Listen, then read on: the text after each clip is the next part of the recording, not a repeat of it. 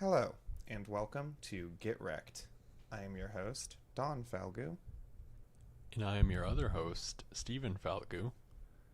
Get Recc'd is our bi-weekly podcast, our fortnightly podcast, where every week I recommend something to Don, they recommend something to me, and then we discuss. Yes, and today on our beautifully overlaid episode with great graphics, we are recovering recommendations that we've previously given to each other. So these things we're going to talk about today, we've already talked about, but the hope is that either our thoughts or perspectives, or at the very least commentary, has changed. And it's a bit extra special today because one of the things we're talking about was one of the first things we ever talked about. And the other thing is not, because if it was, we would be talking about trolls again. And I don't think there was any reason to do that. Which, if only we could. If only. Yeah, but we're not allowed to legally. Legally, we're not. Yeah. They said if we're going to talk about trolls again, we have to talk about Trolls World Tour. I do like our title card because it reminds me of something that Kanye West would put on a t-shirt. Yeah, the hard, and also there's the black and white, just the hard but poor font. Mm-hmm. It's a good choice. It's very minimalist. Mm-hmm. It's very striking. It strikes a chord in the audience. You see that and you think, wow, that's bold. Well, everyone was complaining about our pictures, so we were like, you know what? You get nothing now. Deal with it. If you criticize us, we take that criticism to heart, and we're very offended by it. Yeah, and we lash back immediately. Yeah. So I really hope you enjoy today's aesthetic because I think it's super nice. Yeah, this is a lo-fi podcast that you can chill/relax to and study. Mm-hmm. Yeah. 24/7. Well, maybe not that part, but I don't know. We can try. Anyway, we could just get started. So I'll move on to what you recommended to me and explain, well, I guess why you recommended it the second time. Because again, we're covering this again. Yeah, I'll leave that to you. Oh my gosh, look, there we are. What? Wow, look at that. We actually did have some graphics. So what was the deal with that? I don't know. Surprise. It's all about surprises. Surprise. All about surprises. Okay, so last time, Dawn, I recommended to you the album Thank You Next by Ariana Grande. This was Ari's fifth album, released in February of 8th, 2019, released very quickly after the album that preceded this, Sweetener, which released just 6 months before, which I also believe...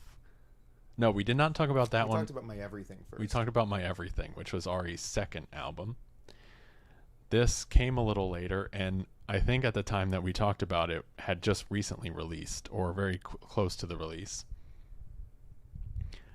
I recommended this to you again because I will continue to recommend it to you until you like it. And also, the other thing is, this album is very good.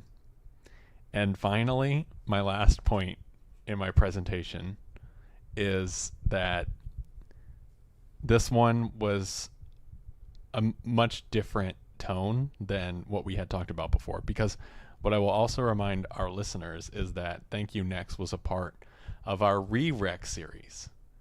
And this is not a re-rec. This is a re-review. Let's not get it twisted. We already did re-rec. Now we're in re-review, which is the same thing again. I hope you're following along. So Thank You Next was in a re-rec, and now it's in a re-review. And I think I'm going to try to fit it into as many of our themes as possible. I think you should try to make this more confusing. Could you add more terms for the audience to pay attention to? Mm-hmm. There's a lot of synergy here. So anyway, so Thank You Next, 2019 album.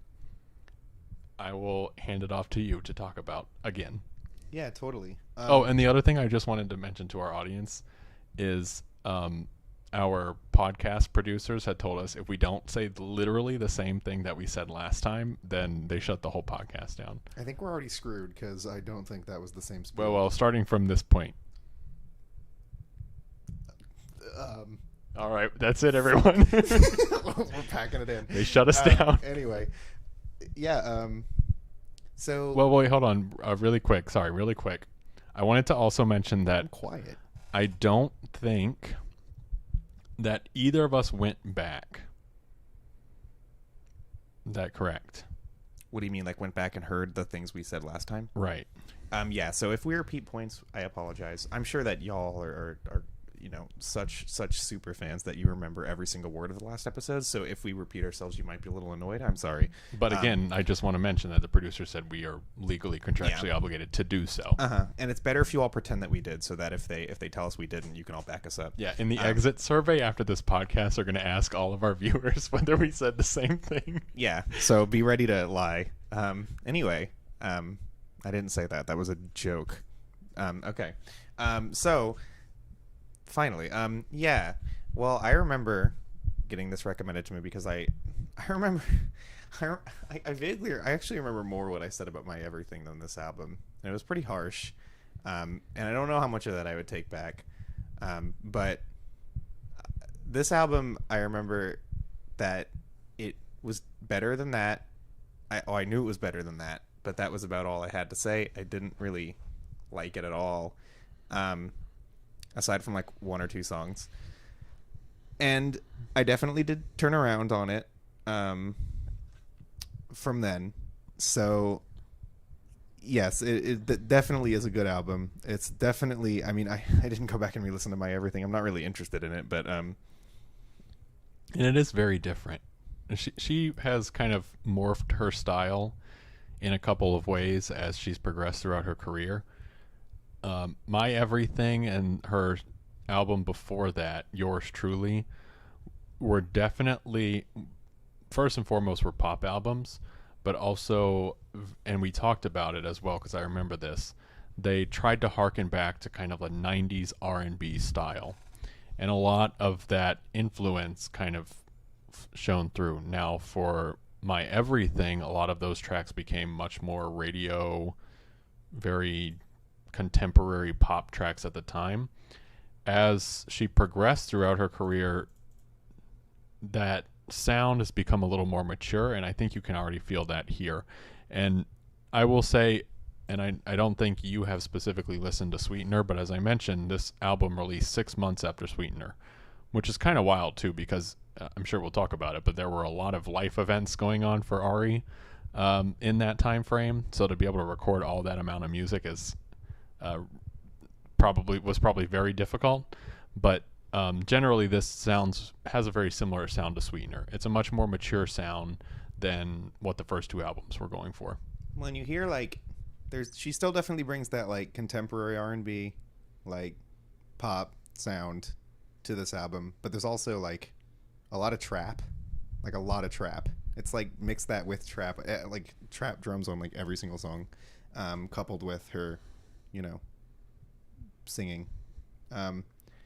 And I will say this, the sound of the album is a little bit one note at times. I think it does a couple things to try to reach out a little bit. Like there's a couple moments where they try to incorporate some like strings and some like orchestral sections into the mix, and on a couple tracks it feels kind of haphazard. I think Bad Idea is the one where it just breaks into like an orchestra in the middle of it and then does it again, but like then turns it into like a trap remix at the end. And there's a couple of things like that. I feel like the album's biggest strong suit isn't really that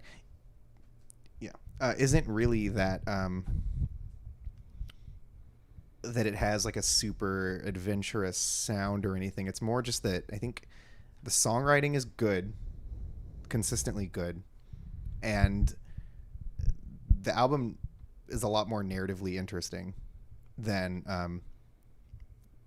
anything else. Like it's even kind of laid out in a really logical way. It even progresses in a logical way. The whole album is pretty much about her relationship at the time that had just ended, I think, and the place that she was in, the reason she was struggling through that relationship because of the previous events in her life, And so the album is sort of laid out in such a way where in the first leg of it, you get an idea of what their relationship is like. You get the ups and downs, and then there's this moment where it kind of breaks down a little bit. That's around like Ghostin'. And then after that point, there's sort of this acceptance that happens towards the very end, with the title track being there towards the end, which I'm sure most people have heard it if you listen to the radio at all. But she sort of comes to the realization that all of her past relationships were something that built her up to where she is now. So it's like this level of acceptance that she comes to at the end of the album. And I really like the way that it's laid out in that sense. Like, even though I do think even songwriting wise, it can get a little bit one note at times. And I don't know that, I wish there was a little bit more variety, mainly just because the one moment that really breaks from everything, which is Ghostin', is still my favorite song on this. It's still a lot. It stands out a lot, and it's good that it stands out, but I wish a couple other tracks could stand out as well. But all that said, it's still really smart how she laid this album out, just lyrically and narratively. Yeah, I think one thing that we definitely talked about last time is that what I find so interesting about the lyrical content of this album is that each of the songs, I mean, obviously she was going through a lot at the time, and you can feel that in the progression of the tracks from a lyrical standpoint, and then the way that you mentioned in that there's kind of like, there's these hills and valleys, because all of them are related to some type of vice, either literally a vice that she may or may not have had as a coping mechanism for everything that was going on, or specifically some specific vice just being talked about and discussed. And all of these are kind of potential coping mechanisms. But even like broader than that, there's kind of like this smart justification for those things. And then that, that final relief of thank you next. The other thing that I know that we most likely talked about last time was that this album does not actually end with thank you next. And it ends with break up with your girlfriend, I'm bored, which I understand. And I actually think it's kind of smart, because I don't know how we felt about this last time, but again, just thinking about those hills and valleys, it's like there's this relief and this understanding of, how her past relationships have like kind of made her who she is, and how she's now kind of taking time to self-reflect, right? Before all the vices in the album, talking about like 7 Rings and those sorts of tracks, and then going into Thank You Next. But then there's almost like the album ends in kind of like a cyclical way, in that, she's kind of falling right back into the same cycle, going into break up with your girlfriend, I'm bored, and then the album ends. So there's a composition there that I think is really smart. From a musical standpoint, I don't think break up with your girlfriend, I'm bored is the best track. So I don't know if I would have ended it that way, but thinking about it from a structural standpoint, I think it's super, super intelligent. I think that was something that I remember not liking, was that song as the ending. I've definitely changed my mind. Yeah, it's not the best song on the album, although I like it. I think the problem is musically it's not really conclusive at all. And in fact, as far as a lot of the instrumentals on the album go, it's one of the most basic. So it does kind of leave you like a little bit on a weird note in that sense. Although that being said, it kind of works. It kind of works because that's coupled with the message of the song too. I mean, ending the album that way after the narrative had come to such a satisfying place in the last song, it kind of makes sense to leave you hanging like that. So I think it works. It's basically like if you ended it on Thank You Next, it would have worked also. It would have been a much more positive ending. But I like that there's some acknowledgement of that cycle. I think that was definitely interesting. I mean, but yeah, it's like musically maybe not the best closer, but I like I like it thematically. I think my biggest problem structurally is maybe just opening it on Imagine, which I can see why it's a good opener, but I think in the same way that Break Up With Your Girlfriend isn't super conclusive, I feel like when this album opens, it just sounds like it just starts. It doesn't really sound like there's like this big introduction to what she's going to be talking about on the record, which is fine. I mean, like, it's a good song. But maybe having both the ending and the opening not really standing out particularly is a bit of a problem, because it I feel like a lot of the standout moments on this album start happening towards the middle, and then towards the end with Seven Rings and Thank You Next. I really like those songs, but the intro and outro aren't the biggest standouts to me. Actually, I'll just say all my standout tracks. I really like NASA. I think NASA has a great hook, and I think that it's really, really clever. I don't think I got how clever of a song that actually was. The whole idea of by space, she means the space that she needs to be given in the relationship. It's clever. It's smart.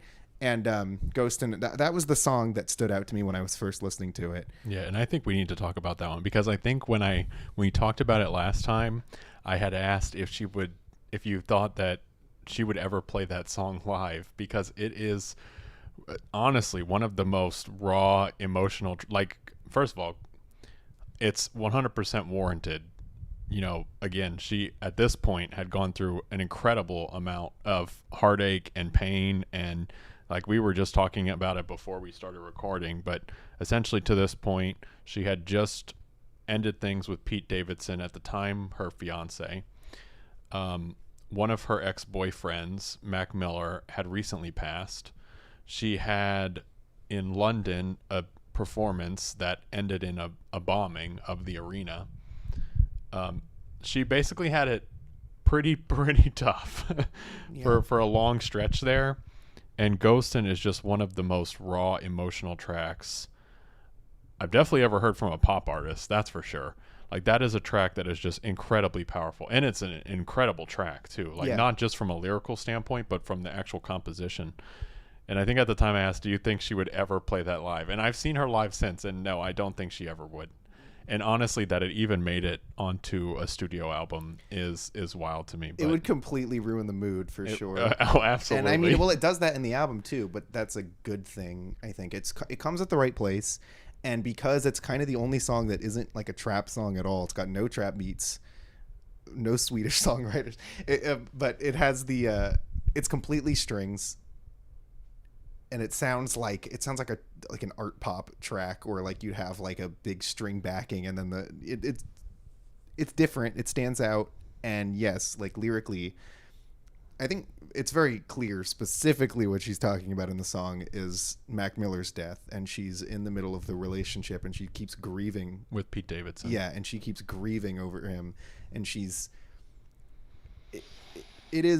it's honestly a pretty tough listen. And I think that was, I don't blame myself for being kind of lukewarm in this album overall, because I think the fact that I acknowledge that the song was really, really good kind of speaks that I was at least paying attention. But like the song, it sticks out. And again, I think it's a great turning point also for the record. So that's still my favorite song on here. But and I do like it too, although you did talk about maybe you personally don't feel like Imagine is the strongest opener, but I do like Imagine, again, structurally as an antithesis to Ghostin', because Imagine is very clearly about, I mean, specifically the lyrical content is like imagining a life with someone, right? But if you think about that in a broader context from Ari's standpoint, it's like imagining a better life generally. So there's like this hope, and then Ghostin' is like the complete response to that. They don't necessarily match up one-to-one on a track listing standpoint, but just like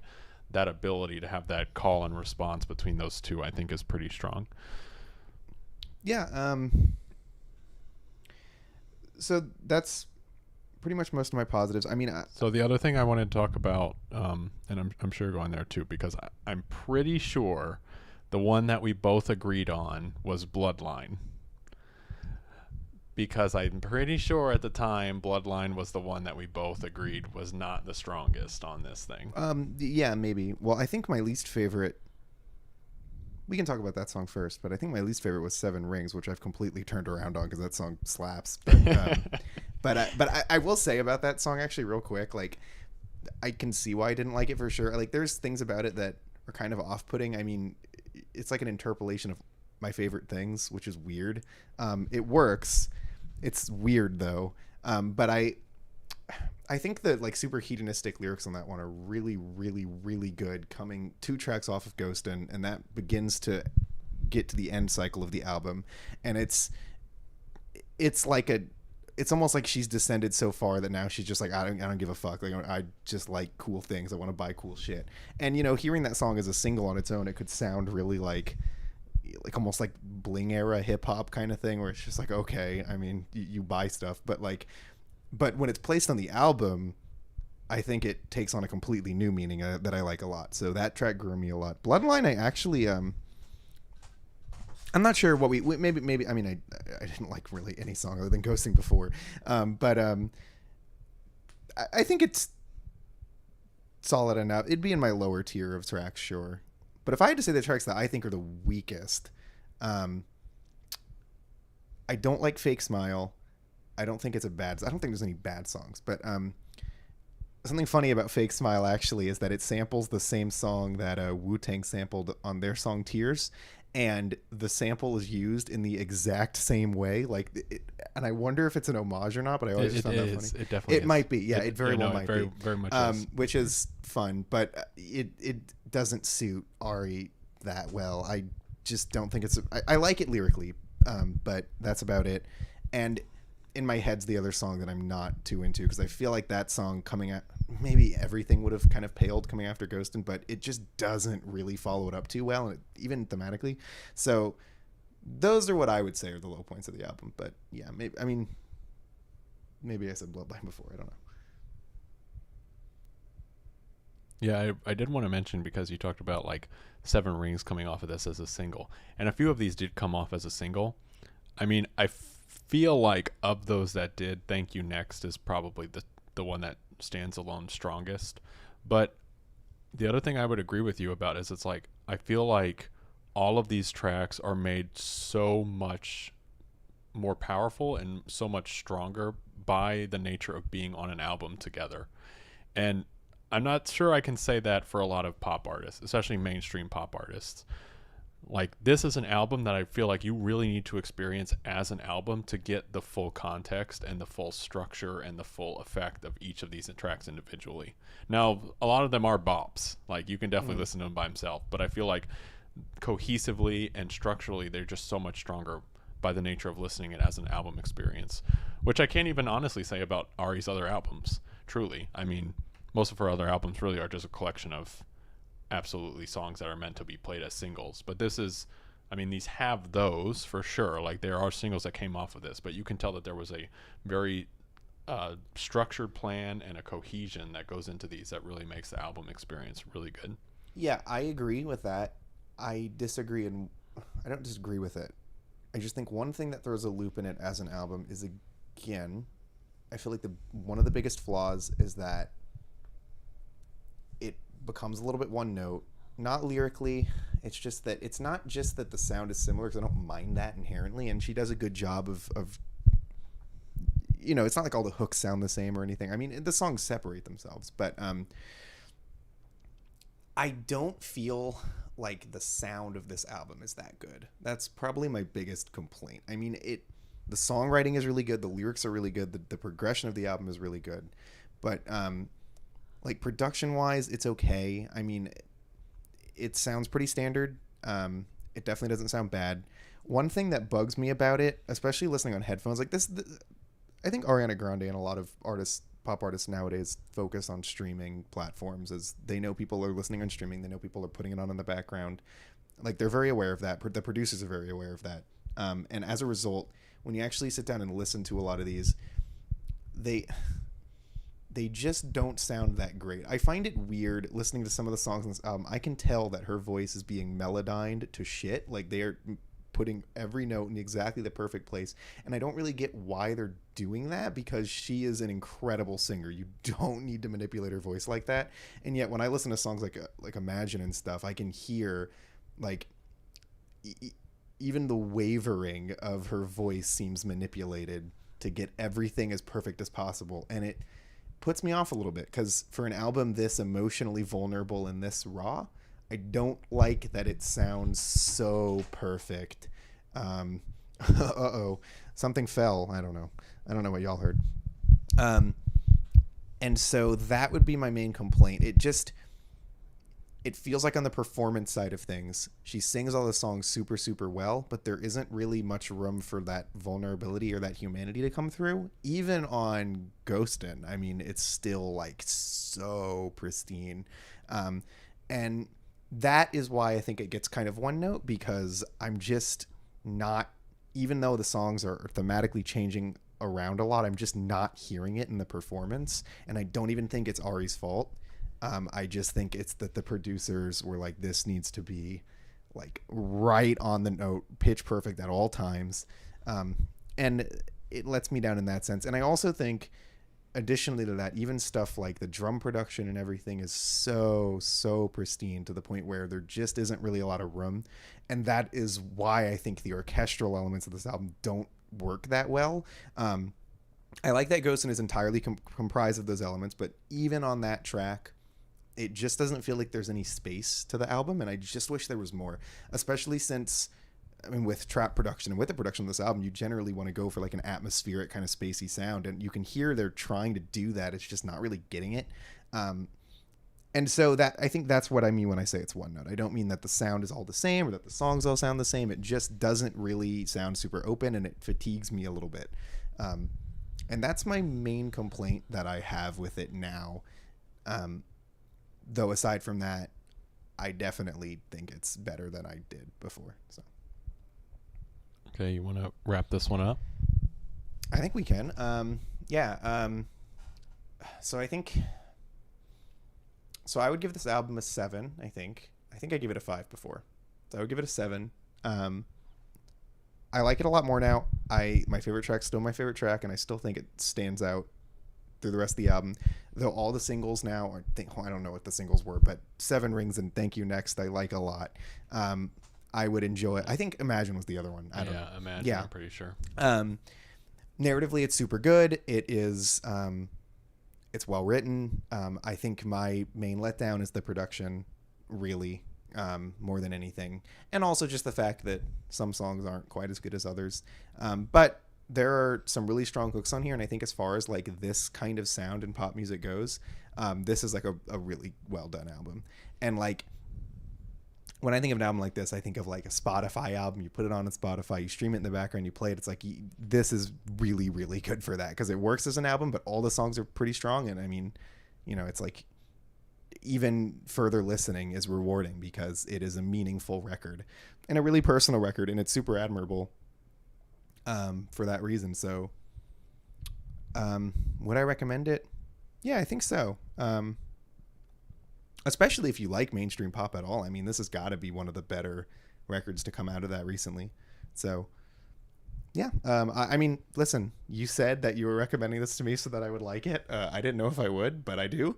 And that's all I have to say about it. I don't know if we had this info last time, but I'm reading through the Wikipedia, and here's something interesting. Well, first of all, the other single was Break Up With Your Girlfriend I'm Bored, which I remember now because it actually released. That makes sense. It released the day the album came out. That makes sense. So apparently, Thank You Next was preceded by 2 singles, Thank You Next and 7 Rings, which actually came out pretty much like the year before, which both debuted on the Billboard Top 100, becoming Grande's first and second #1 singles.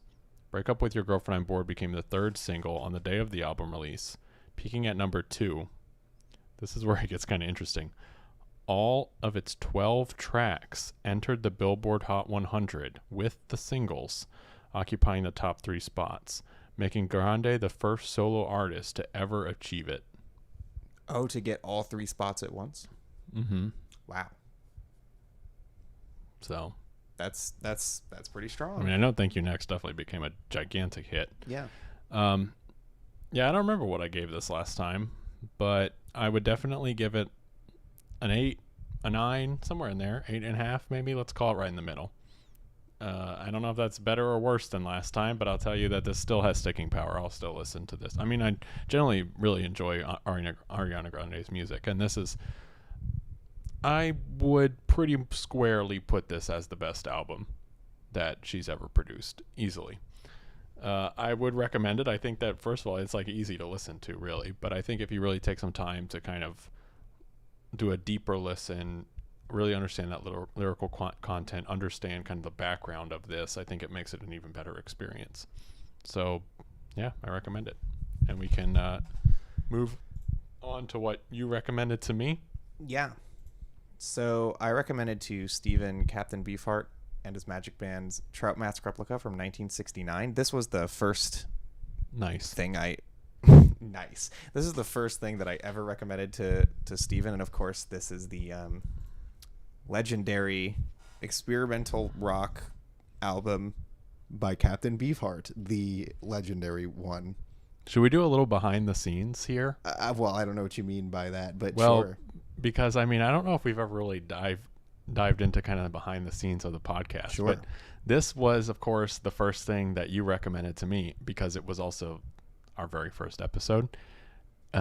Trout Mask Replica, of course, stood up against Trolls, the classic time-honored movie that everyone still watches. It couldn't hold its own against that, but you can't really blame it. That's true. Nothing really could hold its own against DreamWorks' Trolls. It has NSYNC members in it, so that's how you know that it's good. Trout Mask Replica does. Right, Yeah. exactly. Yeah, Trout Mask Replica, of course, famously has Justin Timberlake and some others. Yeah, really, we just kind of one day decided that we wanted to do a podcast because we came off of, I guested on your podcast at the time. I had a podcast before this, yeah. Yeah, and then we were like, well, we should just keep doing that, basically. Because at the time, I think we talked about some movie, right? I'm trying to remember way back. Didn't we? I don't know what you're referring to exactly, but I guessed it on your podcast. It would have been an album, most likely, right? Oh, are you talking? You're talking about when we talked about the Emoji Movie for an hour that, straight. When we talked about the Emoji Movie. We talked about the Emoji Movie for an hour straight, ironically praising it for like an hour right. in a podcast, and that was the sign that... Ironically praising it because it would be impossible for us to praise it at the quality that we would need to praise it because it is truly God's work. Yeah, so we were pretending that it was worse than it was. Yeah. We were pretending it was merely incredible rather than a legendary experience. Right, that rather you than something that you you can't even look at with your eyes because it just is so there's powerful. no word for it. Right. So yeah, I remember that I had discussed, we had a couple ideas for what we were going to do with our podcast. We ended up doing this. I think it's worked out pretty well. It's okay, I guess. Yeah, I mean, every time you watch, you're like, yeah, it was all right. I mean, it was a cool show, I guess. And that's really all that we care about. So I went into that first episode with the same mindset of, let me recommend something like the Emoji Movie so we can basically just talk about it for an hour. And that's where Trolls came from. And then I think at the time you were really kind of into just recommending stuff to me that was way weird, because obviously this is something that was completely out of left field. That was my goal at the time, because I thought it would be funnier that way. I'm definitely not nearly as interested in it anymore, but also at the time I was obsessed with this album, which, I mean, that wasn't like a recent thing. Like, I got into Trout Mask Replica like 3 years before that, I want to say, and it never left my mind. And I think that our podcast was one of the last remnants of that, because I was able to sort of get out of it. But honestly, like, this record is just bizarrely endearing. And I mean, like, this is still one of my absolute favorites, like probably top 50. I don't know where I put this in my top 15 somewhere. Other people probably actually know that. But anyway, and that definitely has not changed. And I will preface by saying I remember that, and I was surprised by this, that Steven really liked this album. Yeah. And that when we wrapped it up for the first time, it was the first recommendation I think he had ever actually given, that you said you recommended it, which was, that's our thing. So I guess that speaks to something. The reason I recommended this was not because I expected our opinions to change or anything. I just, it's the first thing we ever talked about, and there's a lot to say about it. Yeah. And I don't think I think it definitely did surprise you. It absolutely surprised me, but I don't think it would surprise you to know that my opinion really hasn't changed. I still think this thing is just this incredible, weird album that I can't describe or really can't explain why I like so much, to be honest. Who can? Nobody can. Because let me tell you, since this one, which was again the first episode, you have recommended some stuff that I would consider quite weird, and I did not like that stuff. Not all of it. Not all of it, Yeah. but this I did. I think it's just because I really like the phrase "fast and bulbous." That's the first step. That's the first step is embracing that, and then Really, that's who I would recommend this album for. Anyone who enjoys the phrase "fast and bulbous," they will really be. Honestly, yes. Yeah. I think if you like funny phrases, if you laugh at words, you're gonna have a great time. Yeah, the Venn diagram of people who like listening to music and the phrase "fast and bulbous." This is in the middle. This is in the middle. Yeah. Yeah. I mean, the other thing is, it's like, I think at this point, you and our listeners very well know that if something feels overly long, then I just basically tune out and don't like it. But this is very long, and I like it a lot. I mean, not the longest thing that we've listened to from an album standpoint, but it's long. Yeah, it's a double album. It has, I think, 28 tracks on it. And if you listen to it in any format other than vinyl, I mean, you're just hearing 28 tracks in a row, and they're all so ridiculous. And I think it really works to this album's benefit because, look, this album does have tracks on it that sound really similar to other tracks on it. It is a pretty unified album. It does a really good job spacing those out with songs that really stand on their own. So it does a really good job of doing that. But it definitely, like, as a double album, it's a lot of material that sounds really similar. It has a sound, and it sticks to it the whole album. But I think that really works to its benefit because its sound is so overwhelming and overbearing that it makes sense to overwhelm you with so much material that sounds like that. And the thing is that the sound is so unique, and it's captured so well that it just stays interesting.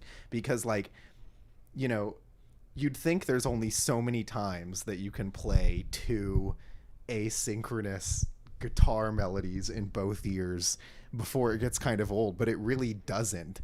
It's amazing, like, how, first of all, even in the opening track, Frownland, which is like over a minute long, they pack in so many unique musical sections to the point where it's not even just the phrases themselves, but if you pull out like every melody that's being played in that song, there's so many of them at the same time, and most of the songs are like that.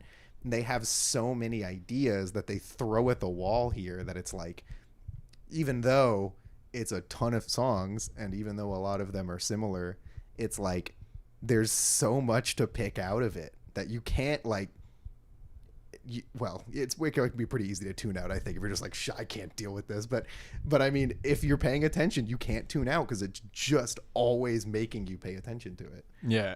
Honestly, most of the time, I would call this album cacophonous. It is just an oppression to your ears in more ways than one. Not only do you have multiple levels of tone, multiple rhythms, but you also have multiple instruments all playing their own rhythm. And then sometimes you'll get what sounds almost like someone playing the recorder very badly. Yeah. That's a Beefheart on the sax. He's killing it on the saxophone in this album. And him on top of it too. Like, you put all that, you make this album instrumental and it's already dense as hell and it's too much. And he is one of the most grating, like, insane vocal personalities in rock music history. And you threw him on top of this. Not only that, but he's, like, loud on top of it, too. Yeah, plus you have the extra level of confusion because the lyrics don't make any goddamn sense. Well, okay. Sometimes they do. Sometimes they do, but for the most part, like, it doesn't help that your ears are being constantly berated by multiple things, and then they're talking about just a whole bunch of stuff. Neon meat dream of an octofish. Right, exactly. Yeah. But on the flip side, though, sometimes there's, I would say, in very specific segments of very specific tracks, and then also on tracks that are literally just vocal, there is this poetic quality that's honestly very beautiful. And then but it takes those moments as like shining examples of like, you have your little diamonds in the rough scattered within this cacophonous mess, and all of it is just so seamless that it's hard to kind of tease out what you should expect or even understand this album to be. And I think that is kind of why I like it so much. It's just this incredible oddity at all times, and even in those parts where it's almost just noise, it's almost weird to say, it's like its randomness has so much of a structure that it's like you can't do anything but appreciate it. Because I honestly believe if you got 4 musicians in a room and they tell them each to play their own melody, it would not sound anywhere near as brilliantly cohesive as this mess of music as this album is. It's wild. It's hard to even explain. Well, it's true. I mean, first of all, the if anyone knows the story of this album, the musicians did rehearse this religiously for months and months and months, and you can tell. But to that point, like, playing these songs is incredibly hard. It's not only because you imagine having to be one instrument in this. That might have sounded really loud. Sorry. You imagine having to be one instrument in, a group of 4 instruments that are all playing their own thing. At least 3. We'll talk about the drums in a second. But like with the 2 guitars and the bass, typically if you have 2 guitars, one guitarist will be a rhythm guitarist and the other guitarist will be a lead guitarist. So the rhythm guitarist lays down some fundamentals, usually just the chord structure, for the lead guitarist to play on top of. But in this album, they're both lead guitarists, and not only are they not laying down fundamentals for each other, they're usually not even playing the same rhythm. They're usually not playing the same melody. And actually, the songs are in a key, even though they sound like they're not. But the thing is that there's no thought put into whether the 2 guitar parts are intersecting in a harmonious way. Or I would say there is thought, but it's to make sure they do the opposite. Yeah, that's true. Well, exactly. And so, nobody has like a ground to play off of. And doing that is really, really, really hard. The whole reason you have a rhythm section, which is usually the drum and bass, maybe a rhythm guitar, is so that the lead instrumentalist and the singer have some frame of reference. And nobody has it on this album. There's just none. There are even parts, not always, but there are parts where even the drums and the bass aren't even close to being in the same ballpark. I think it's Pachuco Cadaver, which is the one where the bass part is like, I don't know what time signature it's in, but it's completely removed from the drums. It sounds like they're not playing the same song. And I don't know how you play along to that. I really don't. Like, you can sing to that if you're Beefheart, because he's just ridiculous. Like, you can do that, but playing guitar to that, I don't know how. And I want to say specifically, the guitar parts are all great. The bassist is amazing, because I don't know how you play that asynchronously on bass. It's impressive. But Drumbo is a god, okay? Because what makes this album cohesive is the drumming. And the more you listen to it, the reason everything sticks together is because somehow he always finds a way to play a rhythm that meshes all of the rhythms together at the same time. If you need a good example of it, if you listen to the opening seconds of the album on Frownland, where already it's like both guitars are in a completely different time signature and the bass is doing its own thing. Drumbo is like playing along to it, and he's gluing it all together. And that is what makes the song sound composed, is just that he is such a brilliant drummer. Because that is not just that his drum parts are complicated, and they are. Like, there's a solo on Sweet Sweet Bulbs? No, Sugar and Spikes. There's a solo on there that is insane. Like, I don't know how he even played it. His parts are complex, but it's not just that. It's the way that he plays along with everything that is so hard to do as a drummer. And you don't hear many drummers doing it, because drummers don't have to play to shit like this. Usually the drummer lays down the foundation, people play off of them, but I feel like in this album, Drumbo is actually taking the foundation from everybody else and bringing it into the drum parts. So really, on all levels, the musicians are playing this music impeccably. Like, if you were at least as impeccably as you can play music that sounds like this, they're all nailing it. And it helps so much because I think one of the things you can easily think listening to this is that it sounds like a bunch of people who are just doing whatever the hell they want. But if that were the case, why does it sound so precise? Yeah, and the other thing about this is it's like even the specific technical ability aside, the concept of this is so outlandish and obviously influential, but I don't think you could ever replicate the experience, the experimental nature, the art that is going on here, because there is it may not seem like it from a first pass, but there is an incredible amount of forethought in just an artistry of this album. Like, just the concept of this album is so outlandish. Who would do it? Who would do it? Yeah. Exactly. So that it even exists is just wild.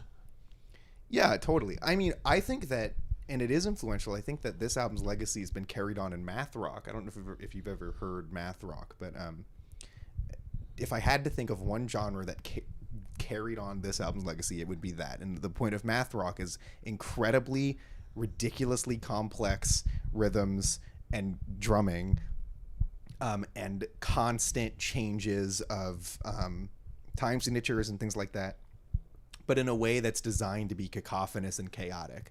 Now, math rock is more melodic than this, for sure. And bands like Battles, you've probably heard Battles. They were in Little Big Planet. Like, they take a lot of the ideas of this album and just put them into a more accessible package.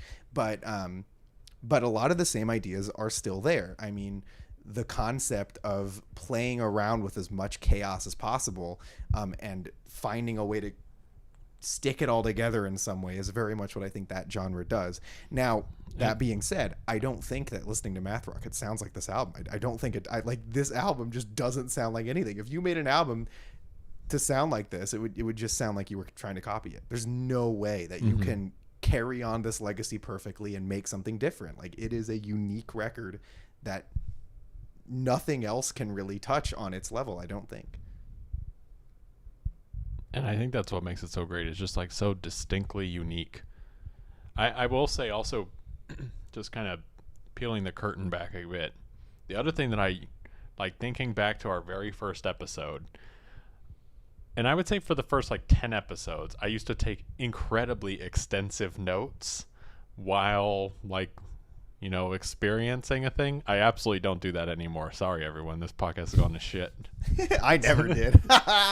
Well, anyway. But by this time, I definitely did. So I don't know what I would have said about it at that point, but I can guarantee that I probably had a very specific analysis of every single track. But the thing is, I don't think this album's meant to be that. I don't think you're supposed to analyze every track, because honestly, the experience of this album, first of all, I don't think you could listen to this album in the background. Guarantee. It demands your attention. It demands your attention. Literally from second one, it demands your attention. But it is so experiential at the same time. And I definitely don't think that experience will gel with everyone. In fact, I almost guarantee it will not gel with everyone, because that experience, as we mentioned, can sometimes be quite berating. But that experience is so unique in and of itself that it, you know, it really behooves you to just sit down with this thing, put headphones on, and just go for that 70 whatever minute ride, because it really is just nonstop. And you have to think, it's almost like it is an experiment in making the ugliest music possible. Like, if you had to think of making music sound as terrible as possible, it's almost like that's what this is trying to do. Well, that's the other thing I was going to mention is, like, not only is this so unique and conceptual, unique in its concept, but exactly to your point, it's like it was a task in creating the worst sounding thing, but they put so much effort behind that. But I can't think of another medium where that is something that exists.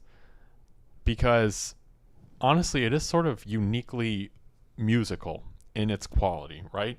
Because if you set out to make the very worst video game ever, although it definitely would get a lot of press, it would not get the same experience. If you set out to make the worst movie ever, again, you'd probably get a lot of press and you'd probably have some sort of cult following around it. Sharknado. Yeah. But this is like so distinct in its concept and something that I feel like really exists for the sake of music, because there is a ton of musicality.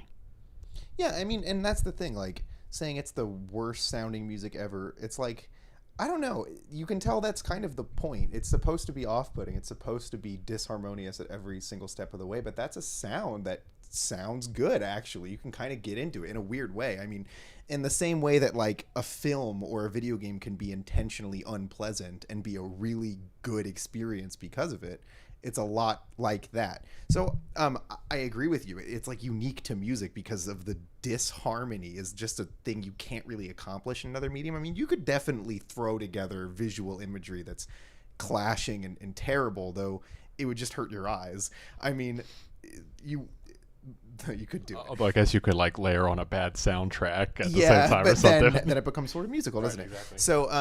So it's something you could do with other things, but I think like with music, dissonance actually can sound really good, and a lot of even popular music genres use dissonance to some degree. I mean, a lot of rock genres do, and it's like, And even if you move into like noisecore and white noise and stuff, Yeah, I mean, well, there's a dissonance there. of course, if you're going to those extremities, yeah. But I think the thing about something like comparing this to like harsh noise is maybe the experience is similar in that the idea is to just like, berate you. I mean, the idea is to overwhelm you, but there's so much.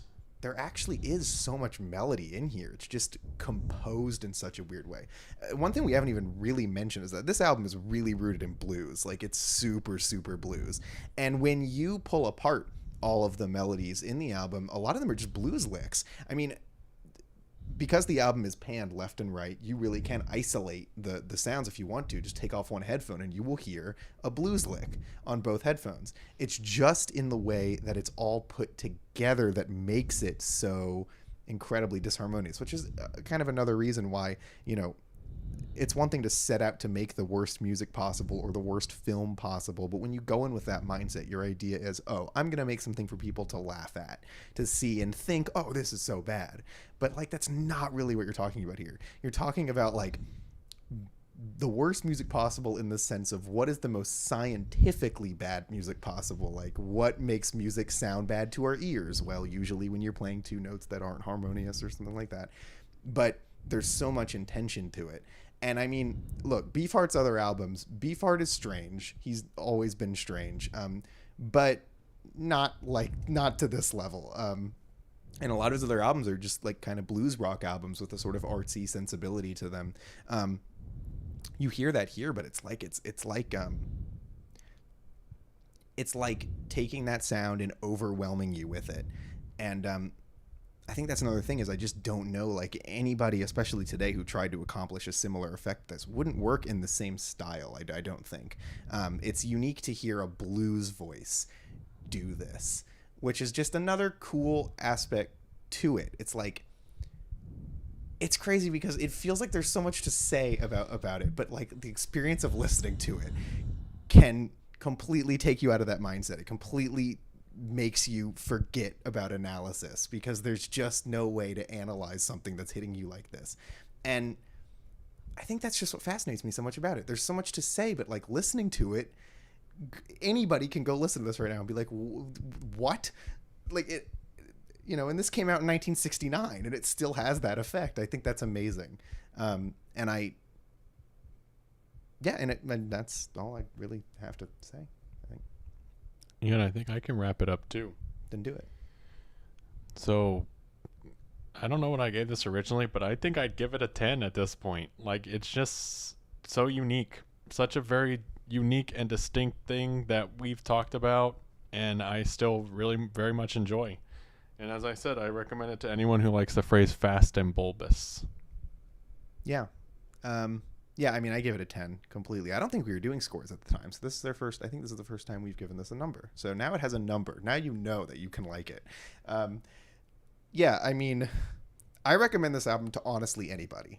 Like, honestly anybody. I think that if you don't like it, that's cool. I mean, you can't listen to this and not think something about it.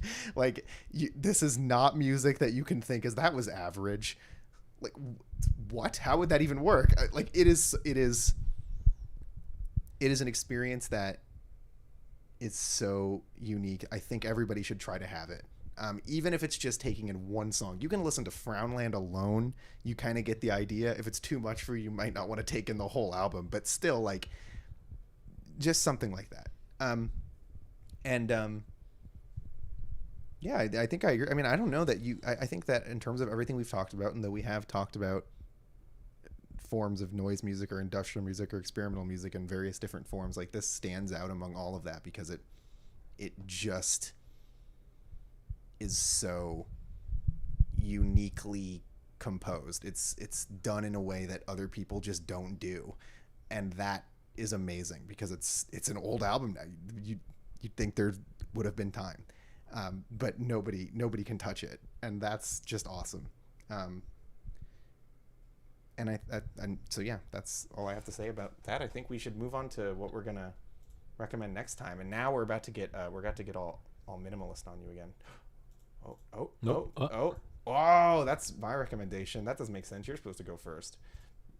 Anyway, it's only the highest quality production here. To be clear, we're doing the same thing we did this episode. We're going to do this for 2 more episodes. So we're recommending things we have previously recommended on the show before.